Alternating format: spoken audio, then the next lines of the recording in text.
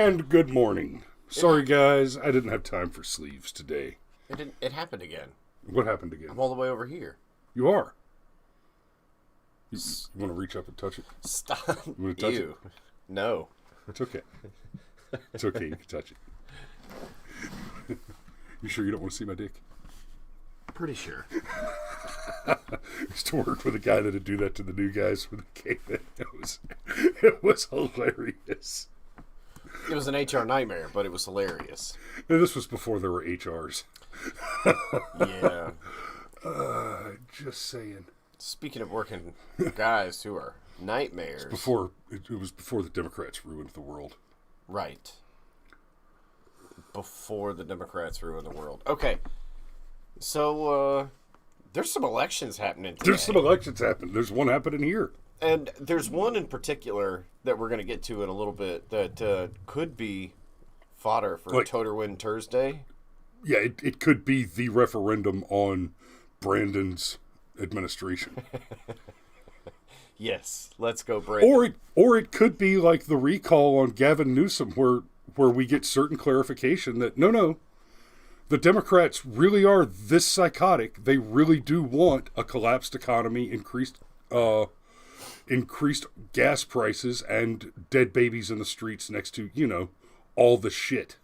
Well, to be clear, I don't mean shit like general stuff, detritus. No. Yeah, you mean where people are defecating. Yeah, excrement. Externally, in public. Well, it's really difficult. Like in Afghanistan. It's really difficult to defecate internally. No, you should try it.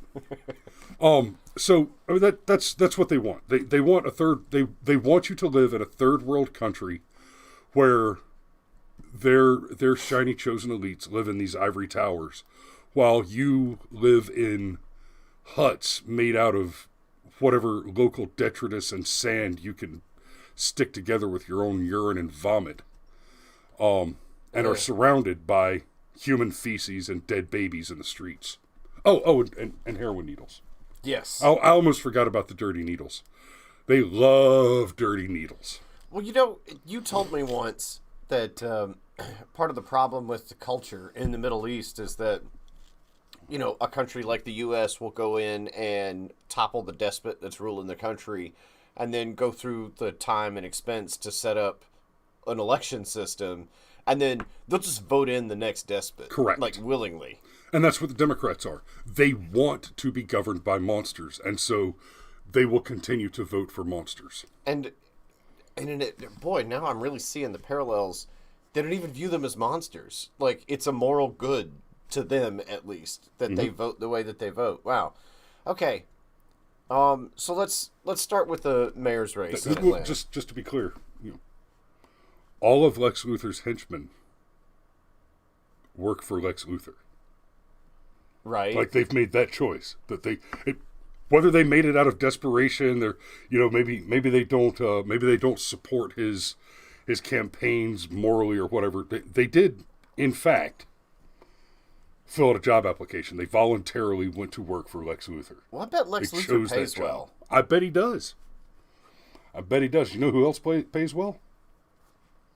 Democrat vote rigging campaigns. Right. Which we're not at all saying happen here, YouTube. No, every other election. This is satire. It didn't happen in the 2020 election. Obviously, that was the most secure and fair election. And it's not going to happen in these elections at all. Well, but it happened in every election prior to 2020. No, it didn't. Why are you trying to get us a strike? I'm not. Why are you trying to get us a strike? That's not forbidden. That's a statement of absolute fact. Man, I don't want to go down the rabbit hole, but I'm then let's not. Let's talk about the corruption of Mayor Kasim Reed. I'm just nervous about you even making the joke, was the thing that I was going to try and say. Which is a solid joke in itself.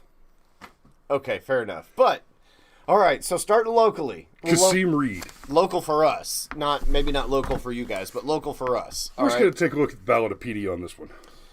Yeah, so Kasim Reed was the mayor of Atlanta and left office. And there was, some shenanigans like the Christmas party that he spent, it was something like $700,000 on. On a Christmas party? Like a Christmas party. This was some serious... Singular. Yeah, those are some serious ugly sweaters. So, for those of you who are watching outside of our regional area, if you're not, well, hell no, Clark Howard is a national household name. Right. If you don't know who Clark Howard is, go look into Clark Howard. Teaching you how to save more, spend less, and avoid getting ripped off, I think is verbatim his tagline. Yeah, that is his tagline. I love the Clark Howard show. The man is a financial genius. He made his first million at, I want to say 21. In like a travel business? Correct. And anyhow, you know, the guy's just, he's an unending pinch penny. One of my favorite episodes of his show, he was explaining how he saves money on dry cleaning by donating his suits to Goodwill the day before they get all their clothes cleaned, and then he goes back and buys them the next day, and it saves him about 33% on his dry cleaning bill.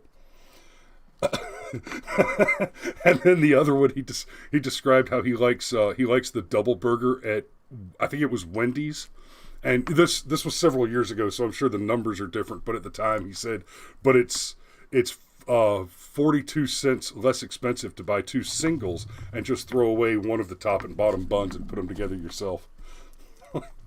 Because I mean, notorious pinch penny, brilliant guy, but more importantly in this context, he never talks politics. He is aggressively apolitical. Now, he does talk about taxes, because he does talk about taxes and tax strategy, and you can reasonably extrapolate at least some of his political positioning, which appears to be quite libertarian, generally.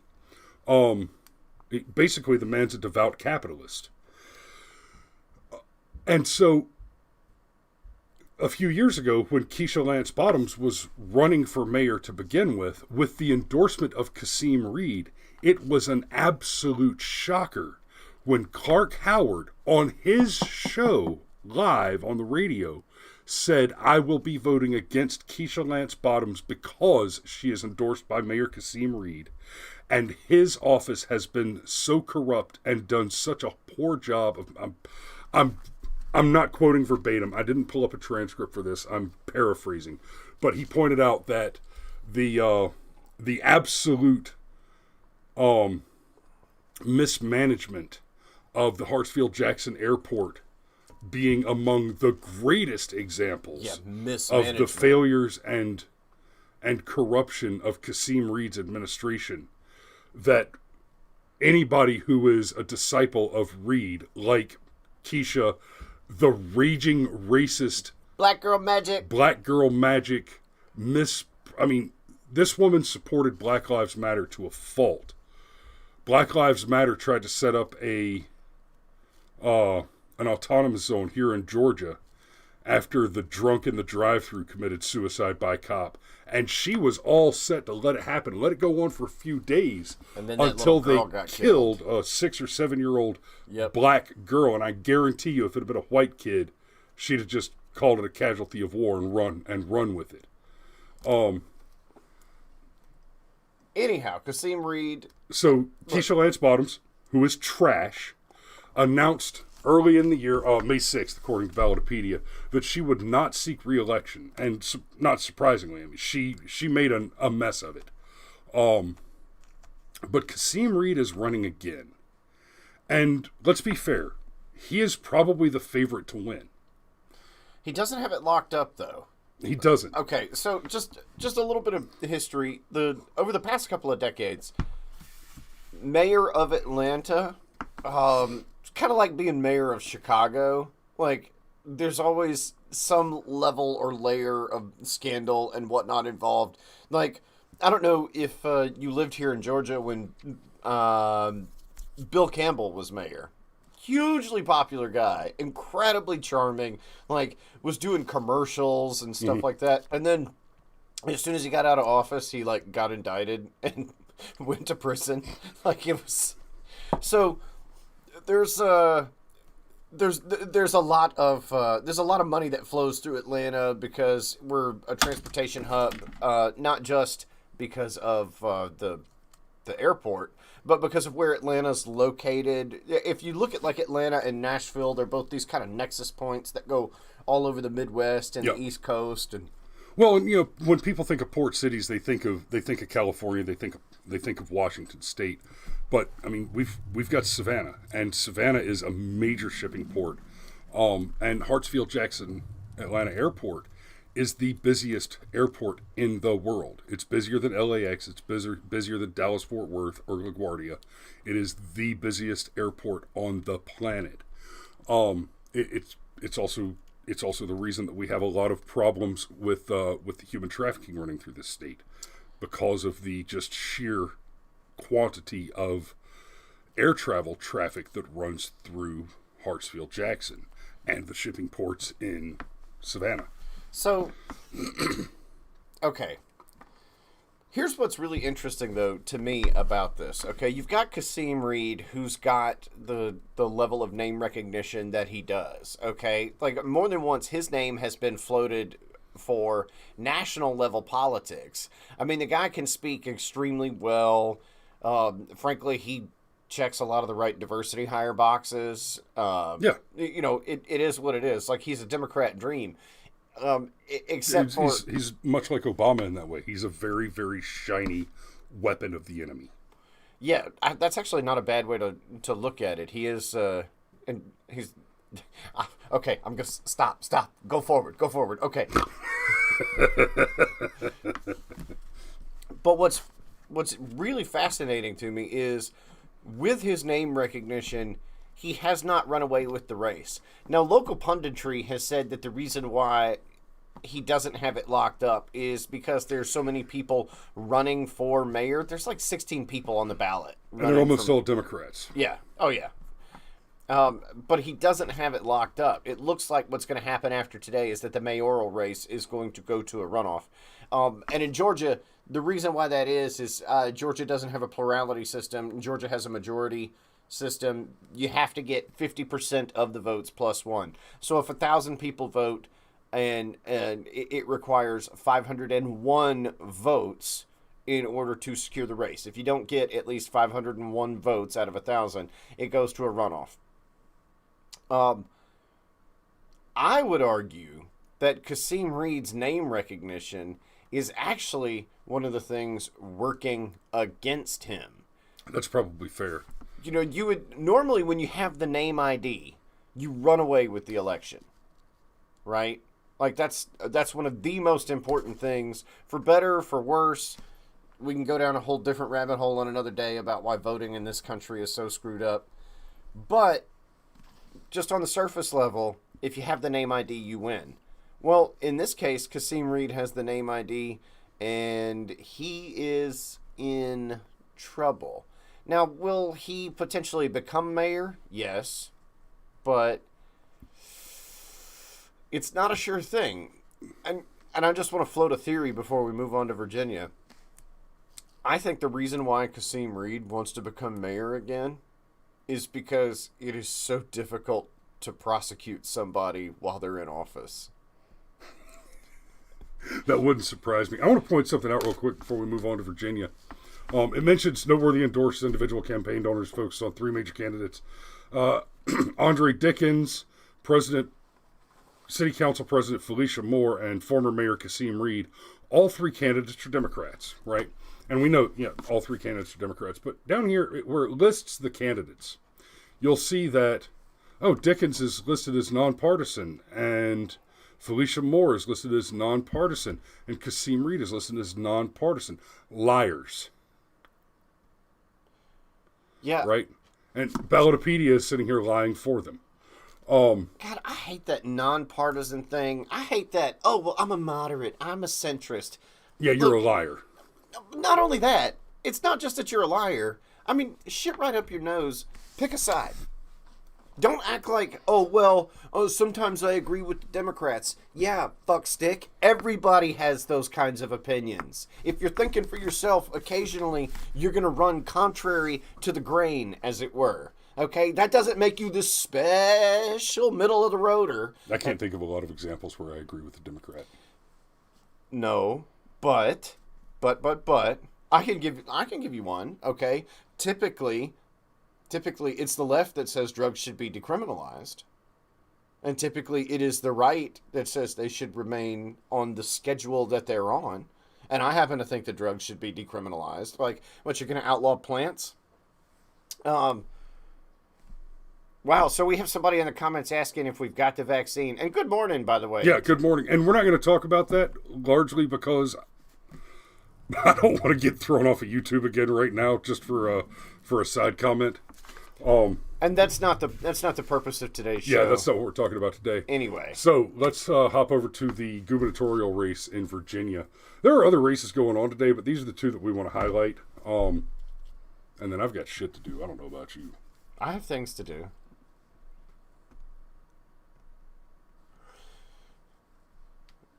Yeah, so, wow. Oh, Steve. Buddy. I don't. Okay, Steve's comment will.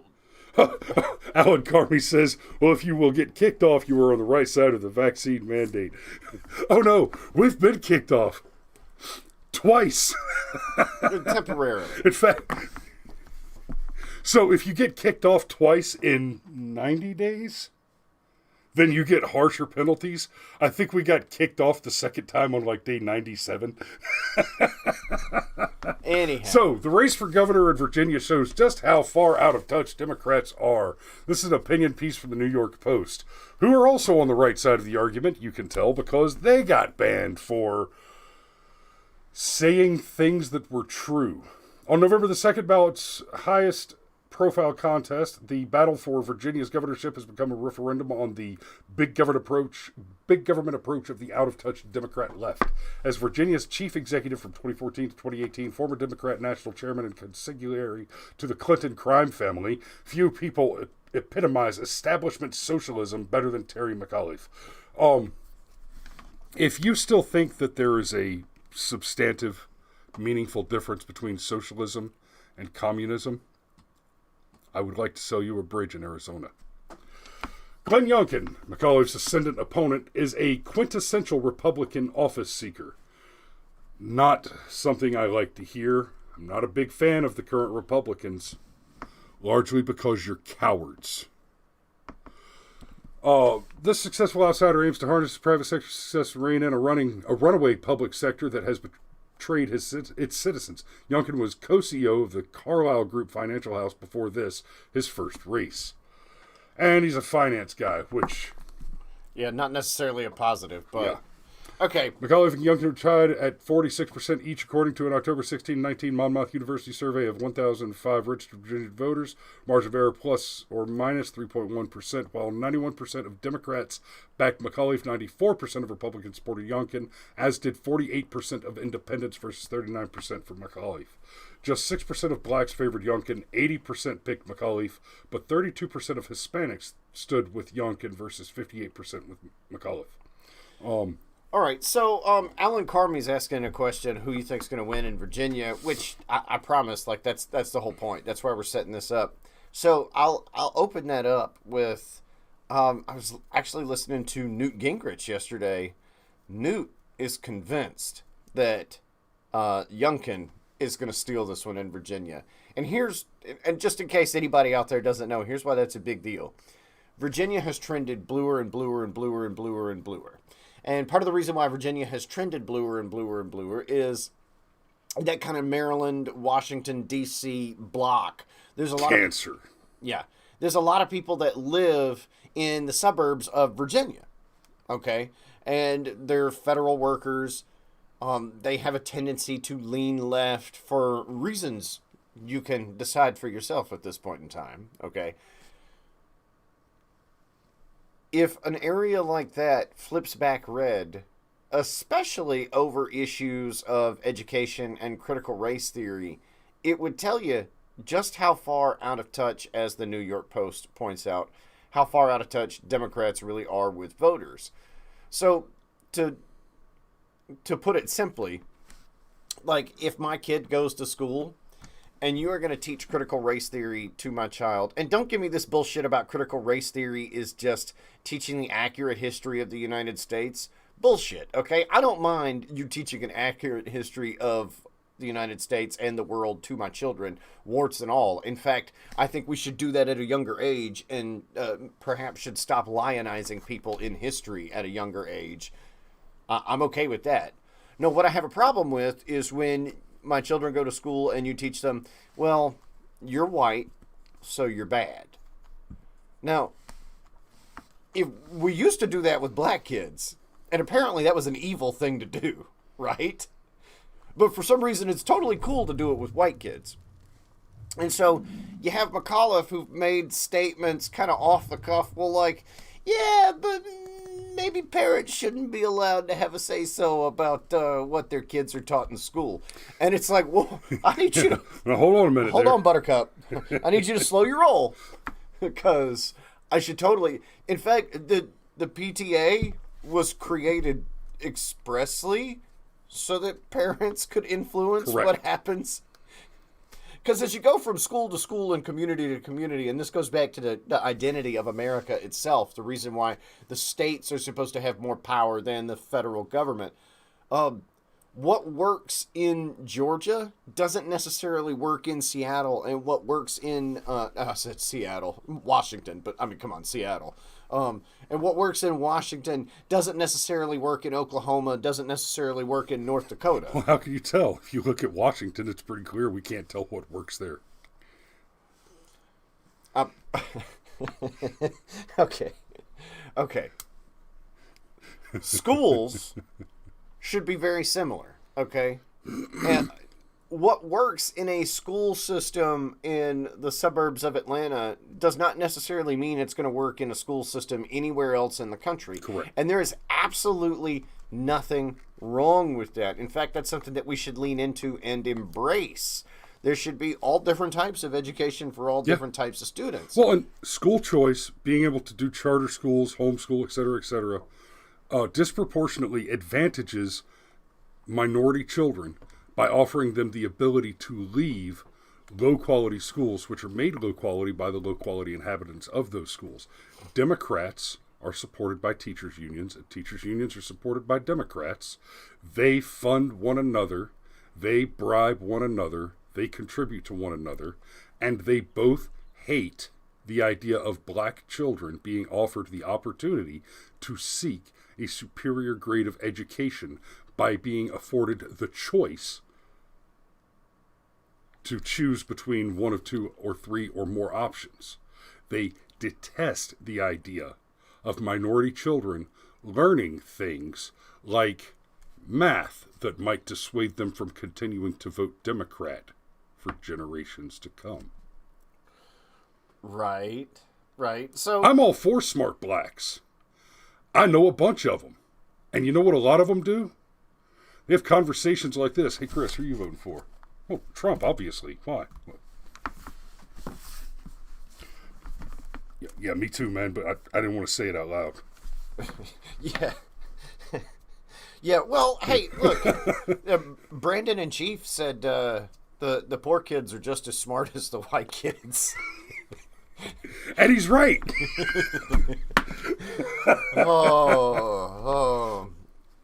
So to kind of go back to your question there, Alan Carmi, who do I think is going to win? Honestly, I don't know.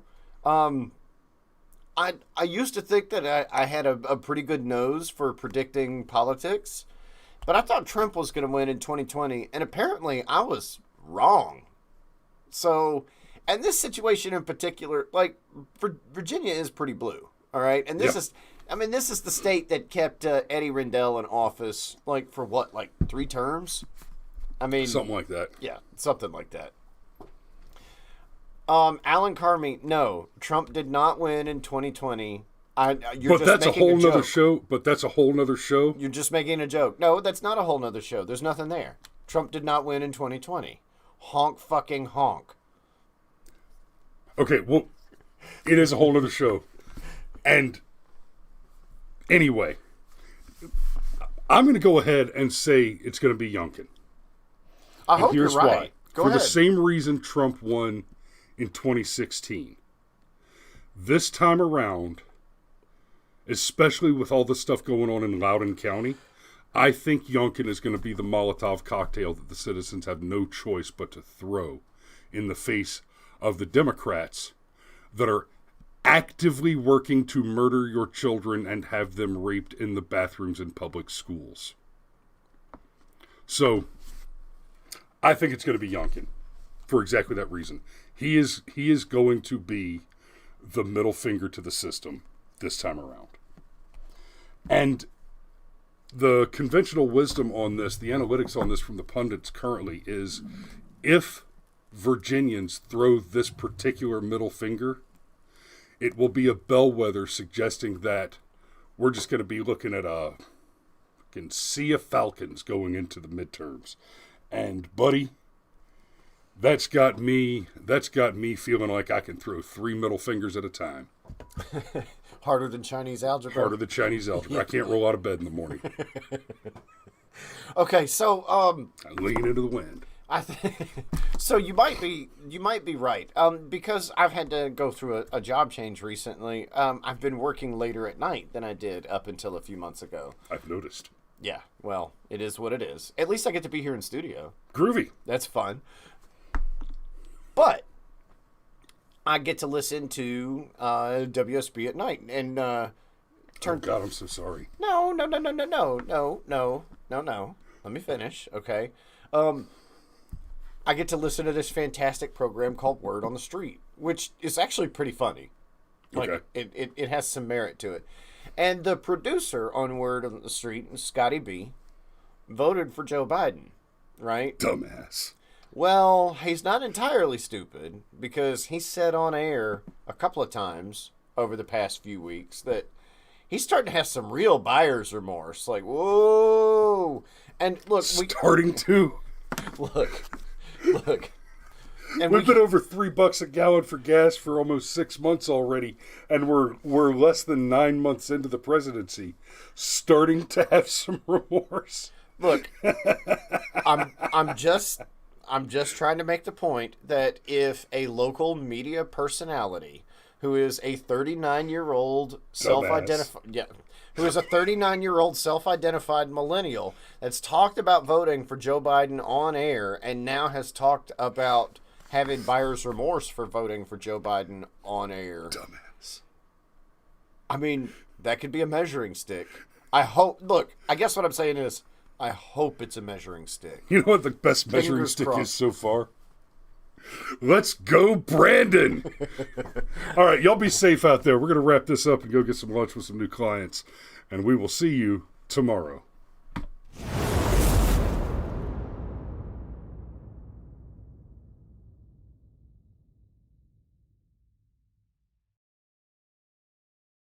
Oh, hey, new guys, make sure you hit that subscribe button and the like and the share and all that and leave a comment. You know, because we play every day. 0730 every weekday. We'll see you tomorrow.